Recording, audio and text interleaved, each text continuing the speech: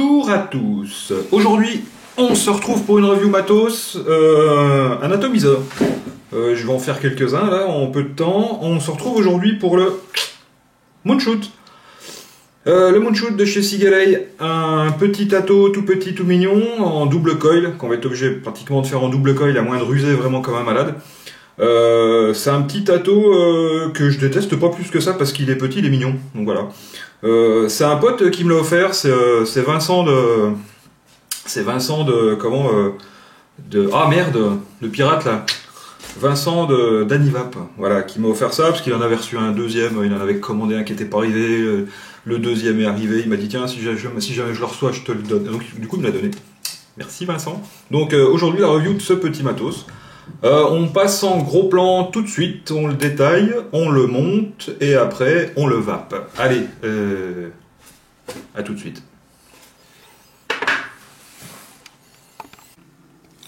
Allez, c'est parti pour le Moonshoot. Pour une fois, on va parler de la boîte, parce que du coup, elle est plutôt mignonne. Alors, on va faire une exception. Voilà, c'est une belle petite boîte en ferraille, avec marqué 22 mm là, parce qu'on sait que c'est du 22. Voilà. Tout ça, tout ça. Alors, designed par... Oula, chat dans la gorge. Ça a été désigné par Supremo à San José, Californie. Par contre, c'est fabriqué chez nos amis chinois. Hein. Tac. À l'intérieur, là, on va voir le guide du routard. Voilà, il nous explique un petit peu comment savoir si c'est une contrefaçon ou pas. Juste par l'hologramme hein, qu'on va retrouver derrière sur le côté ici. Voilà. Il y a un numéro de série, il y a l'hologramme avec le truc qui change de couleur et de forme. Bon, ça, on s'en tape. Allez, c'est bien, là, j'ai fait au moins 30 secondes sur la boîte. C'est déjà bien. Après, la boîte, on pourra s'en resservir pour remettre autre chose dedans, c'est cool.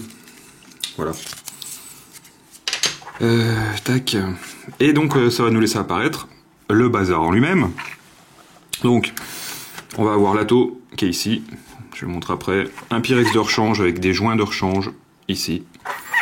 Et puis la petite pochette dont je vais avoir besoin après pour le montage. Avec dedans, pardon, deux petites vis de rechange. Et deux clés BTR qui ne font pas la même taille. Tiens, deux clés BTR, mais pourquoi donc? Bah parce que l'atto il est bien, mais il est un petit peu merdique quand même.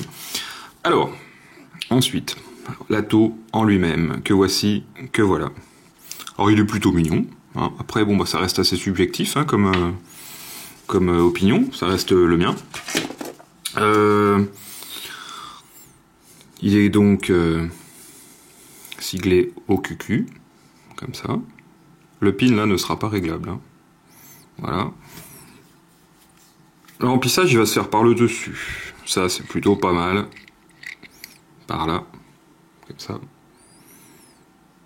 Alors ce truc il fait à peine 3 ml. Donc voilà quoi, c'est pas top top. Par contre l'usinage est plutôt pas mal. Quand on regarde bien comme ça, c'est quand même plutôt sympa. Pas trop de traces. Hop. Alors il va se démonter donc avec cette partie là. Ensuite, on va pouvoir démonter la cloche si on le désire. On n'est pas obligé. Cette fameuse cloche. Enfin, cette cloche. Voilà. Avec le joint d'étanchéité du Pyrex ici. Le joint d'étanchéité du top cap ici.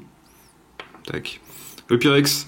Donc hein, on en a une pièce de rechange dans la boîte.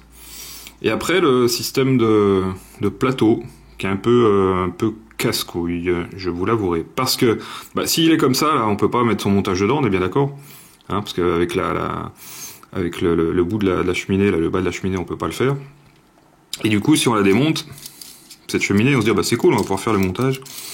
Et en fait, non, parce que tout ça, ça s'en va. Voilà. Donc, cette petite pièce-là, donc, je la mets là. Et c'est là-dedans qu'on va faire son montage, donc vous voyez bien que c'est un peu casse-couille si on veut faire son montage comme ça. Parce que ça passe pas bien comme on veut. C'est pour ça qu'ils ont mis une deuxième petite clé BTR. Qu'on va passer donc dans la fente d'airflow ici. On va la faire passer dans le trou qui est ici. Comme ça à l'intérieur. Ça on va passer à travers. On va repasser de l'autre côté. Et du coup ça va bloquer l'ensemble. Ça va bouger encore un peu mais ça va quand même bloquer l'ensemble et on pourra faire son montage. C'est pas mal foutu hein quand même. Je vois pourquoi ils ont fait ça. C'est un peu chelou.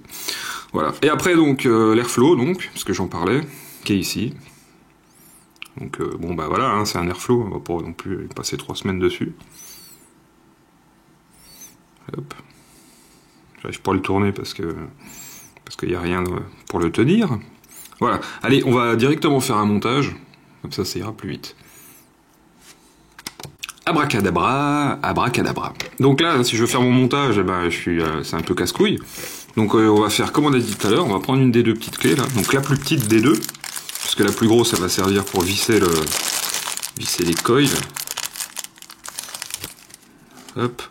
Et la plus petite des deux, donc on va la foutre dans l'airflow. Alors je vais déjà ouvrir mon airflow en grand. On va venir viser, voilà, à travers là comme ça. On voit peut-être ou pas d'ailleurs. On voit le trou. Donc on vient passer un dedans comme ça. Moi, je vous avouerai qu'en cam, c'est super pratique. Alors on vient viser comme ça. Si on y arrive. En plus la clé elle passe pile poil dedans. Hein. Il n'y a pas un demi-millimètre de trop. Voilà. Après on vient viser le trou. On passe à travers comme ça. Et voilà. On est bloqué. Enfin on est bloqué plus ou moins. Hein. Ça bouge encore un petit peu comme ça. Donc le stade d'après, et ben celui-là on va pouvoir le monter en double coil unique. J'ai envie de dire uniquement. On pourrait si on bouchait les trous d'arrivée de liquide là, mais c'est quand même mieux de le monter en double coil qu'en simple coil. Donc pour ce faire, moi je vais prendre du 0,50 parce que c'est un petit peu ce que j'utilise le plus en ce moment, pour pas me prendre la tête. Et puis on se retrouve dès que j'ai fait mes coils et puis on va les mettre en place ensemble. Abracadabra encore. Donc j'ai fait deux résistances en diamètre 0,50 sur du diamètre 2,5. J'ai fait 7 spires par côté. Je vais pas faire des résistances hyper basse, hyper haute non plus. Donc on va venir positionner ces coils. Alors en fait, le problème qui est pas forcément un problème, c'est que le coil, il va falloir qu'il vienne se mettre dans les vis qui sont ici et qui soient positionnés au-dessus de l'airflow ici. Donc on va être obligé de donner un angle à ces pattes pour que ça passe bien.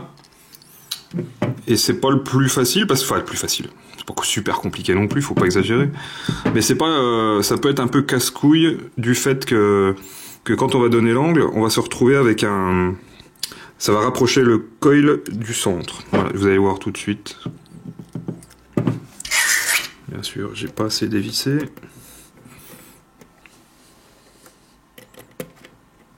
Hop. Alors, on va mettre le premier. Donc, on passe dedans. Et le problème, c'est que si je viens le mettre déjà directement au-dessus de l'airflow et que je le recourbe, quand je vais serrer, il va se rapprocher vraiment trop d'ici, là. Et du coup, ça va être chiant. Donc, faut pas avoir peur de le mettre seulement au bord de l'airflow ici, pour qu'après, quand je le relève un petit peu, il vienne se positionner pile poil au-dessus. Donc moi, ce qui va se passer, là, je le mais ici. Donc, on va dire que le coil, hein, vous avez vu, il est à moitié du bord de l'airflow, là. Donc je vais le mettre comme ça, et je vais mettre, pour le fixer un peu, vous voyez, c'est chiant parce que ça tourne, c'est ce que je disais, je vais venir bloquer la patte comme ça sur le côté, et pareil de l'autre. Comme ça déjà ça me le positionne un peu. Tac, comme ça. Je vais prendre le deuxième. Puis je vais faire un petit peu le même principe. Je vais le passer dedans. Comme ça. Et comme ça. Je vais me mettre, comme tout à l'heure, moitié de l'airflow. C'est-à-dire à peu près comme ça. En me positionnant, hein, d'être à peu près d'aplomb droite-gauche. Hein. Donc là, je vais le ramener un petit peu sur la gauche, voilà, comme ça. Donc à peu près moitié d'airflow. Et pareil, je plie ma patte là, comme ça. Et comme ça. Tac. Et maintenant, je vais remettre ça là dedans pour gagner de la rigidité. au moment où je vais serrer. Voilà, donc je remets ça dedans. Tac, je vais essayer de me recentrer parce que c'est un peu dégueulasse ce que je fais. Je vois pas ce que je fais au-dessus là, donc excusez-moi, il faut que je bouge un peu quand même. Voilà, je vais me mettre comme ça. Et là, je vais lui mettre un coup de clé.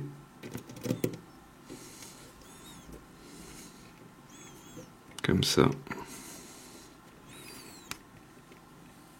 Je vais commencer de le serrer et je le bloquerai par la suite. Alors excusez-moi. Là, on voit pas grand chose. Hormis mes gros doigts dégueulasses. Hop. Voilà, donc là j'ai commencé de serrer un petit peu. Hein. Tac. Et là je vais pouvoir le bloquer, on va dire. Et vous avez vu, hein, le fait de le serrer là, ça m'a déjà ramené un peu mes coils sur le centre. Donc c'est pour ça qu'il faut pas avoir peur d'être un petit peu excentré hein, par là et par là, pour pouvoir après serrer ses coils et puis pouvoir les relever, qu'ils soient en position en fait, hein, tout simplement. Hop. Et hop. Tac. Voilà, à ce stade-là, on va se positionner comme il faut. Et puis une fois qu'on est positionné comme il faut, on coupe les petites pattes qui dépassent. Je fais ça hors cam, parce que là je suis à... Ma cam elle est à ça du bord là, et du coup je peux rien faire du tout, ça me dérange. Donc je reviens dans quelques secondes. Donc une fois que vous avez passé vos machins, que vous avez vissé, que vous avez fait quelque chose qui ressemble plus ou moins à une résistance, qui soit plus ou moins droite, je vous avouerai que là j'ai déjà fait des résistances plus droites que ça, mais bon il y a pire. Il y a toujours pire. Donc une fois que vous avez fait ça, pour pouvoir tester votre résistance, eh ben, vous allez être obligé d'enlever ce petit truc là. Hein. Tac. Et en fait, avant de mettre le coton, je vais vous montrer comment on visse ça dessus. Alors en fait, on enlève cette petite partie là. Voilà. Et quand on va vouloir remettre le bas de la cloche là, vous voyez, il y a des encoches à l'intérieur. On voit 4 encoches, hein, 2 là et 2 de l'autre côté. En fait, ces encoches, il va falloir venir les faire coïncider. C'est tout con, hein. On a 4 trous hein, d'arrivée de liquide là sur cette bague. Et en fait, les 4 trous d'arrivée de liquide, il va falloir qu'ils soient au niveau des 4 côtés de l'endroit où il va y avoir du coton. Donc en gros, on va faire venir mettre un trou en face comme ça, en faisant bien attention justement qu'il y ait une des encoches qui viennent coïncider. C'est-à-dire, en gros, on tourne et puis on le sent. Donc là, ça passe pas, par exemple. Hop, donc c'est pas là. Attendez, je fasse ça comme il faut, tant qu'à faire. Alors, c'est tellement facile en cam. Voilà, comme ça. On vient faire coïncider comme ça. Ce qui fait qu'à l'intérieur, on a nos résistances. Et après, on va pouvoir venir revisser sur la base. Mais avant ça, il va falloir mettre du coton là-dedans. Alors, le coton, c'est pas le plus compliqué, mais ça va pas être le plus simple non plus. Donc moi, je vais prendre du blend, hein, parce que j'ai ça sous la main. On me dit toujours pourquoi tu prends de la Fiber Freak, c'est que tu prends pas les autres cotons là à la mode, tout ce qui sort dans tous les sens là. Tout simplement parce que pour des raisons sanitaires, c'est-à-dire chez Fiber Freaks, ils ont fait des études dans tous les sens, qu'ils ont publiées un peu partout. On sait qu'ils ont fait des études sur les nanoparticules, pour savoir les nanoparticules quand on tire ces petites fibres là. Hein, qui sont très petites. Ils ont fait des études là-dessus, ils ont fait des études sur tout en fait. Beaucoup de tests sanitaires. Alors après, la Fiber Freaks, elle fonctionnera pas forcément mieux qu'un coton américain ou japonais ou ce que vous voulez, ou égyptien que vous allez trouver dans le commerce. Mais les autres cotons, on n'a pas forcément de retour dessus. Voilà, tout simplement. Moi, j'ai besoin de me sécuriser quand je vape. Si j'ai arrêté de fumer, c'est pour pas me foutre des saloperies dans les poumons, encore plus qu'avant. Donc j'essaye d'avoir des trucs les plus safe possibles. Raison pour laquelle je vape très rarement des jus philippins, malaisiens, américains pas aux normes. Juste pour ça. Pas parce qu'ils sont pas bons, j'ai jamais dit que tous ces liquides à la con étaient pas bons. C'est pour des raisons personnelles de sécurité. Point barre, ça va pas plus loin. Donc eh ben l'histoire du coton, bah, c'est la même chose. Voilà, j'essaye d'avoir un truc le plus safe possible. Donc là, je vais mettre, je coupe 2 morceaux, hein, comme ça. Tac, je vais faire la même chose de l'autre côté. Alors j'en ai beaucoup trop. On a l'impression que je la paye pas, la Fiberfrix. Ah bah oui, je l'ai pas payé, ouais, c'est Fiberfrix qui me l'a donné, celle-là. Et je dis pas du bien de Fiberfrix parce qu'ils me l'ont donné. Si j'aimais pas cette fibre, je dirais que c'est de la merde. Voilà. Faut pas prendre les gens pour des cons. Il y en a assez qui le font à ma place. Je tairai les noms. Oui, je tairai les noms. Oui. Exactement. Ne me faites pas parler. Je dirais pas de mal de mon con de voisin. Voilà. Donc, même chose de l'autre côté. Bon, l'avantage, c'est qu'on peut y tourner directement comme ça, tiens. Alors, même, toujours le même principe, hein, la fibre, hein, quand on la passe dedans, il faut que ça résiste un peu, mais pas trop. Je vais couper sensiblement à la même longueur, puis vous allez voir qu'il y en a 1000 fois trop, hein. Tac. Et en fait, à ce moment-là, il faut qu'ils prennent le truc comme ça. Il faut qu'on vienne remettre cette fameuse petite bague dessus, comme j'ai fait tout à l'heure là, en trouvant les encoches et en faisant en sorte que le coton vienne à l'intérieur comme ça, hein, comment, ouais, on peut l'aider un peu si on veut, toi, on peut le mettre un peu comme ça, hein, on n'est pas bête. Donc comme ça. Et puis après, on va le positionner comme il faut. Donc le pas de vis en bas, hein, au niveau du truc là. Et puis il faut que je trouve les encoches. Tac. Normalement, ça devrait bien se passer. Donc comme ça. Et à ce moment-là, on a le coton qui est à l'intérieur là. Alors on voit que c'est mal mis, hein. Mais on s'en fout parce qu'on va venir le repousser comme ça un petit peu avec un tournevis. Mais avant, on va couper. Alors moi, ce que je fais, je le coupe pas complètement à ras comme j'ai un petit peu de jour là de chaque côté. Je vais laisser un petit bout comme ça. Tac, je laisse une petite stache. Putain, je tape dans la caméra. Je laisse une petite... Encore une fois, putain. Je laisse une petite stache comme ça. Et puis après, le reste, là, je vais venir le rentrer à l'intérieur en le poussant avec un petit tournevis plat, par exemple. Hein. Donc j'appuie pas comme un bourrin là-dessus avec mes doigts. Sinon, ça passe pas. Donc je viens le rentrer dedans comme ça. Pour pouvoir, tout simplement, après, venir mettre en contact cette base. Hein. Que le coton ne gêne plus dessous. Tout bêtement. C'est calme aujourd'hui, j'ai pas mis de musique, putain. Donc là, alors je mets beaucoup de coton là, hein. J'aurais peut-être pu en mettre un petit poil moins. Bon, ça après, c'est au ressenti de chacun.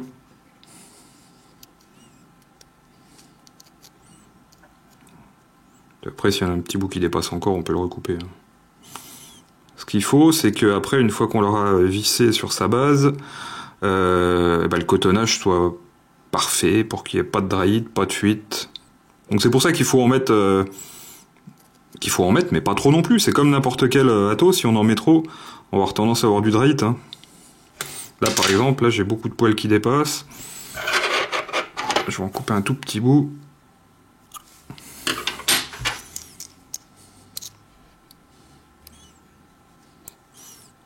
Allez, rentre là-dedans toi. Et puis une fois que ça sera tout rentré, on va se plaquer comme il faut, dedans. J'ai même pas fait gaffe si j'étais en cam, là je suis en train de regarder le truc. Hop, allez, nique sa mère. Voilà, donc là je suis à peu près comme ça. Normalement, voilà, on essaie pas de passer comme ça. Moi je coupe les petits poils qui restent, comme chez le coiffeur. Puis après le reste, ça va rentrer tout seul dedans.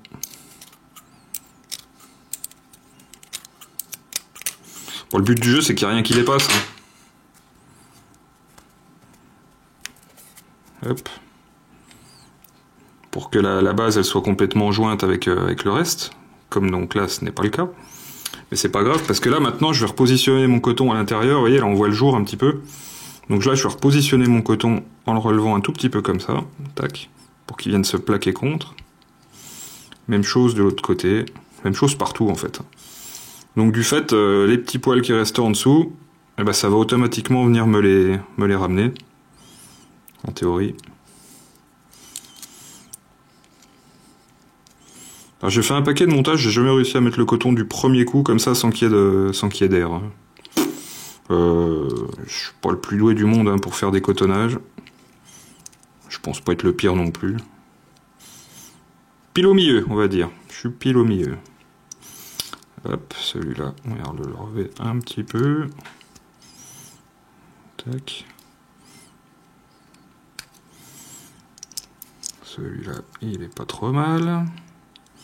Donc après, on va se retrouver, bah voilà, avec un petit modèle un peu dans ce style-là, avec le coton qui vient donc épouser les 4 trous qu'on a ici. Voilà. Donc tout ce total là, on va venir le remettre dans la base que je vais dévisser ici. Et c'est cette bague là hein, qui va venir faire tenir l'ensemble dans la base, comme ça. Donc en fait, hein, qu'il y a un petit poil de coton qui dépasse en dessous, on s'en bat les steaks, tout simplement. On vient visser ça, comme ça. Hop, voilà. On revérifie son cotonnage, puisque du coup, on a pu faire bouger un petit peu le bignou. Faire en sorte hein, que le coton il soit bien placé, mais sans trop être tassé non plus.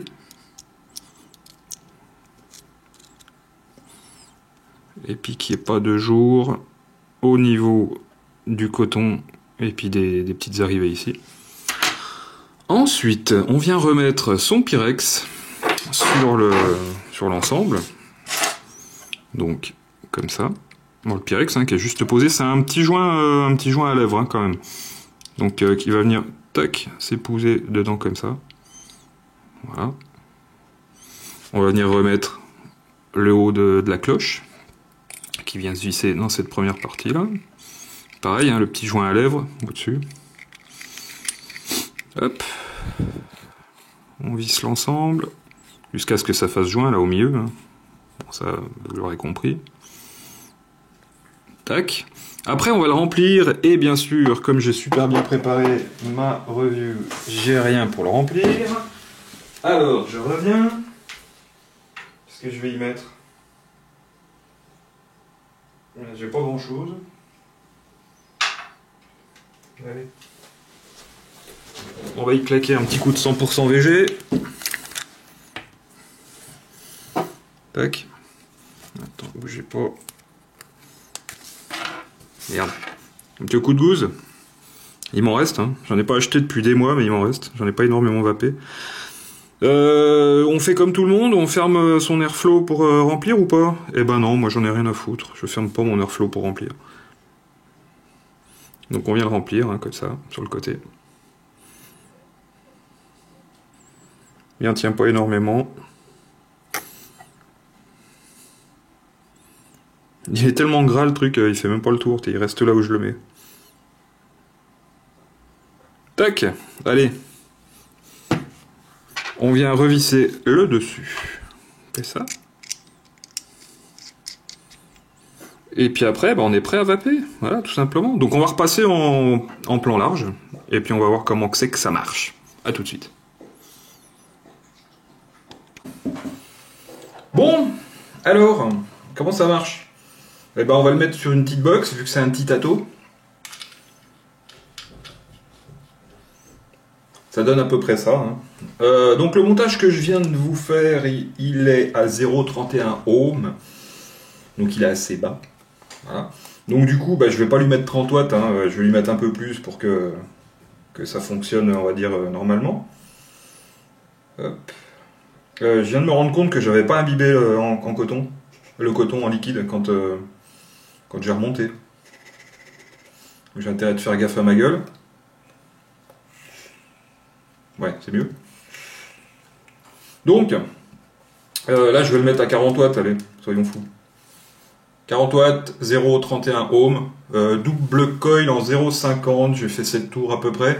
Je fais de la spire rapprochée, parce qu'en spire espacée, ça a du mal à passer dans le montage, en 0,50. Donc voilà.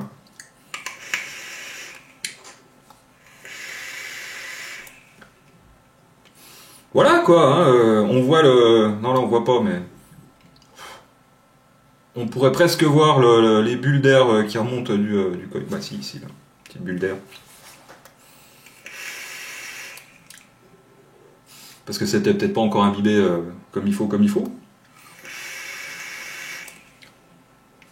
Bon, voilà, après ça fait plein de nuages, ça fait plein de machin. Les saveurs, bon, voilà, j'ai connu mieux, j'ai connu pire. C'est pas franchement... Alors, comme vous commencez à le savoir depuis le temps que je le dis, je suis pas un adepte du double coil. Pour le coup, là, je vais vous faire 2-3 vidéos avec des doubles coils. Bah, parce que voilà, hein, il faut jamais dire jamais. Et puis, voilà. Mais bon, ça reste pas mon domaine de prédilection. Moi, je suis plus simple coil.